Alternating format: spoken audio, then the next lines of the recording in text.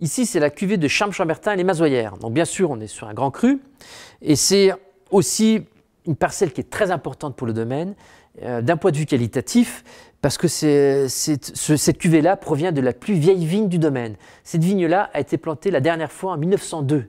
Hein, vous voyez, il y a plus de 100 ans que cette vigne-là n'a pas été replantée. Donc comme j'ai toujours, bien sûr, que les pieds morts, on va remplacer les pieds morts par des nouveaux plants de vigne, mais par contre, il n'y a jamais eu de replantation complète depuis 1902. C'est pour cette raison que cette cuvée est très originale.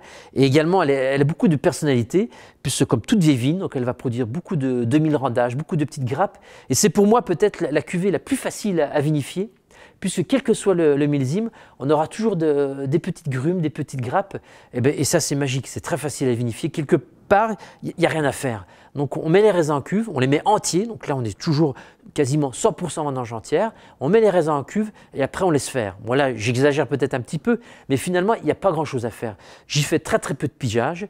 En fait, la matière arrivera toute seule, donc on va extraire très facilement la matière, la couleur va venir toute seule, donc finalement il n'y a pas grand chose à faire, il faut laisser faire la nature.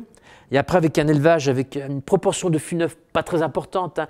Pour moi, les grands crus maintenant, c'est toujours maximum 50-60% de fût neuf, mais il ne faut surtout pas exagérer avec le fût neuf, puisque le vin est tellement beau en lui-même que finalement, il n'y a pas besoin de le maquiller avec un excès de bois neuf.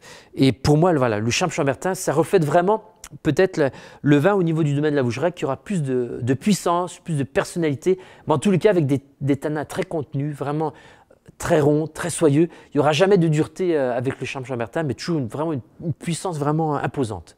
Donc voici pour le Chambertin, les Mazoyères.